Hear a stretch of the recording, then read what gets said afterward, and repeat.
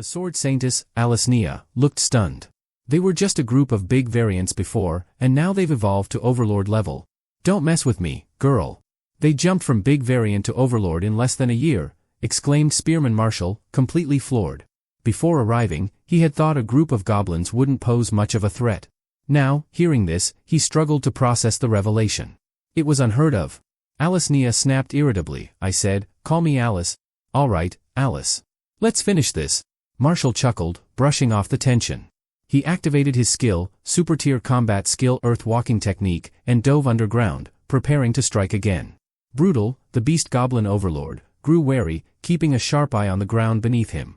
But this time, Marshall resurfaced behind him, his spear glowing gold as he charged for a decisive attack. Brutal reacted instantly, whirling around and grabbing the spear mid-thrust, hurling Marshall away with raw power. Marshall tumbled across the ground, groaning, I got careless again, embarrassing myself in front of Alice. Brutal wasted no time, aiming the stolen spear at Austin. But Austin intercepted with his shield sword, deflecting the attack. With Brutal's guard momentarily down, Austin activated his skill, Scorching Ashes, releasing a fiery cloud of burning ash that stung Brutal's eyes. Blinded and disoriented, Brutal roared in frustration. A sharp pain suddenly tore through his chest, leaving a deep gash. Staggering back, he retreated to recover. Austin casually tossed the spear back toward Marshall, scolding, hold on to your weapon, kid. If you can't even protect that, how are you going to protect Alice? Marshall's face burned with humiliation. Memories of his past failures alongside this group resurfaced, how he had sworn to shield Nia, only to be the one always needing rescue. Grandpa Austin, come on, give me a break. It's been a while, don't drag me like this. Marshall sighed dramatically, trying to laugh it off. But then his expression hardened.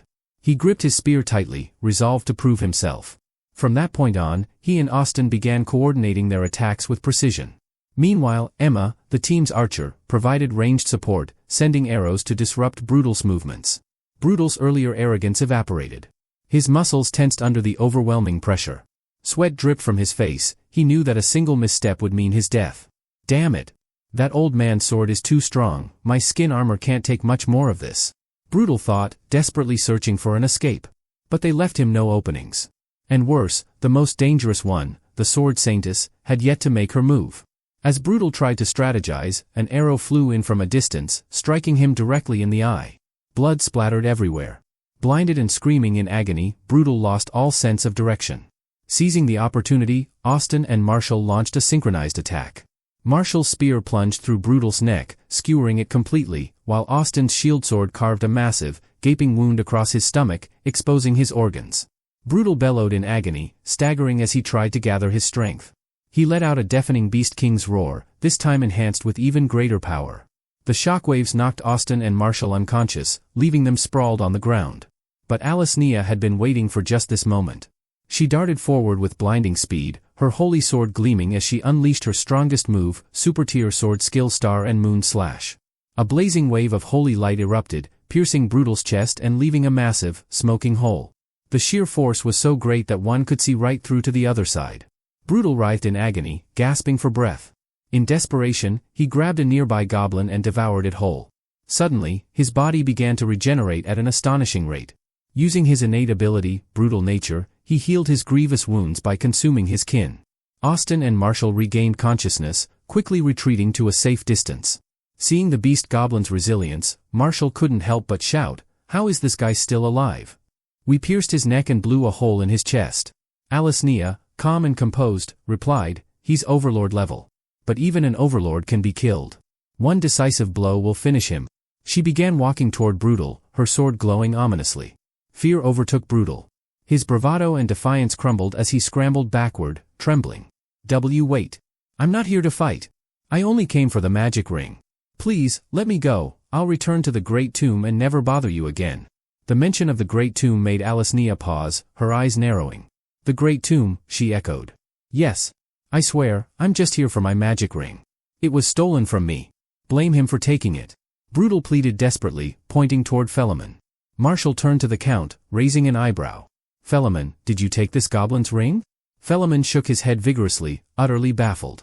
I swear on my honor as a knight, I've never even seen his ring. This is absurd. Brutal's expression shifted to one of confusion. He was certain the beast goblin he'd spoken to earlier had said it was here. But that goblin was now dead, there was no way to confirm anything. Alasnia frowned, her mind racing. It's him, it must be him. That crafty bastard. Who? Austin asked sharply. The goblin you mentioned earlier? Not this one. Alasnia shook her head, piecing it together. No. This one's from the Great Tomb, far to the west, but he's clearly not from around here. She gestured to the surrounding area. The goblins living here are the ones responsible for the abduction of over 100 people from Bright Town. That much is certain. She clenched her fist. This overlord was likely drawn here by the real mastermind. A scheme to make us fight and weaken one another. At her words, an uneasy silence fell over the group.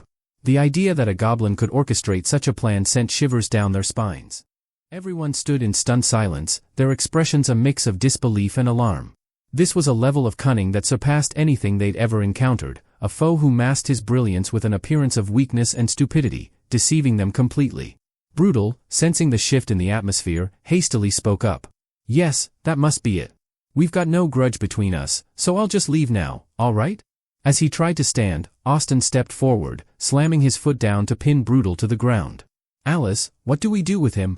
Alasinia's gaze hardened, her voice cold but steady. Let's ask Count Philemon. Though her outward composure never wavered, her mind was racing, focusing entirely on Lin Tian. That goblin, small in stature but terrifyingly dangerous, was becoming an obstacle she couldn't ignore. Yet, Brutal was not her concern at the moment. Philemon turned his eyes on the subdued goblin at his feet. Fury burned in his voice as he said, "Do we even need to ask? He's a goblin, and a goblin must die. Besides, he killed Count Stantmont, and the wandering hero who fought so bravely." His hands trembled in anger as he recalled the Stantmont family's complete downfall. They'd become martyrs, unable to reclaim even a fragment of their honor. That hero died too?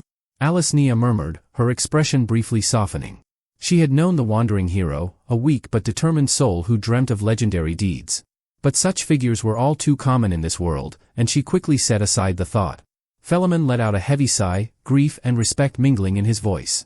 He wasn't strong, but in the end, he stepped forward when it truly mattered. That man was a hero? Austin, unmoved by sentiment, raised his shield sword, preparing to deliver the execution blow. Enough talk. Let's finish this. Above them, Lin Tian hovered silently in the sky, his sharp eyes scanning the scene below.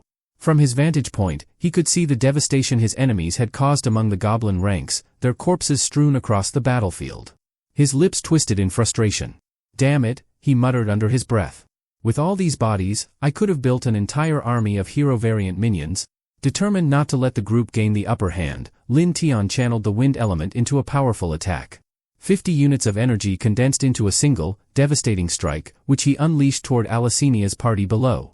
A deafening whistle sliced through the air as the wind energy descended, disrupting everything in its path. Alasnia looked up sharply, her eyes locking onto the tiny figure above. Her piercing gaze seemed to reach Lin Tian's very core, making him shudder involuntarily. Realizing the danger, Lin Tian spun the dragon Xiaohuan around and fled, deliberately veering away from the waterfall cave to protect his base. Instead, he headed toward Dragon Island, where the vast expanse of sea would make pursuit difficult. The wind attack struck the ground with catastrophic force, stirring up a massive hurricane. Leaves and debris swirled violently as the ground itself seemed to tremble. Swish, swish, swish. The vortex was so intense that some of Philemon's remaining soldiers were lifted into the air, helpless against the storm's pull. Even Austin and the others struggled to keep their footing, narrowly avoiding being swept away. Brutal, taking advantage of the chaos, forced his battered body to move. Ignoring the searing pain in his throat, he unleashed another Beast King's roar. The sound wave stunned Austin and his allies, buying Brutal the precious seconds he needed to escape. His enormous frame, while unwieldy in combat, now served him well. He charged through the storm with raw power, his bulging muscles resisting the hurricane's pull.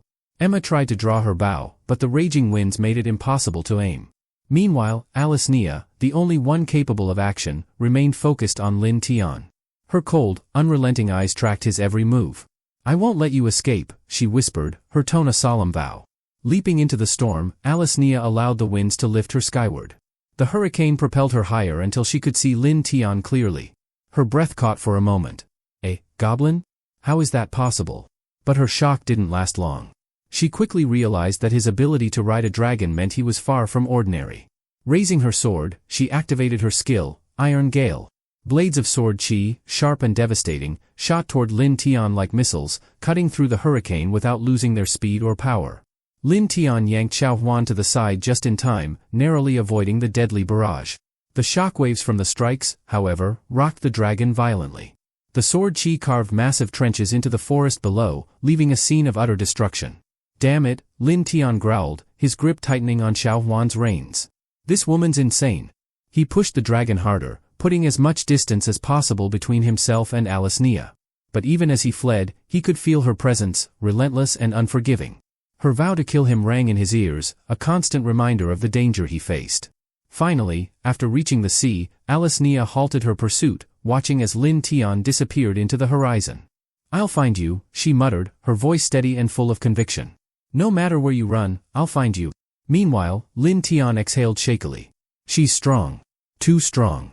But just wait, I'll deal with her. All of them, eventually." Circling back toward the battlefield, Lin Tian aimed to intercept Brutal's escape. Back on the ground, the hurricane had dissipated, leaving the area in ruins.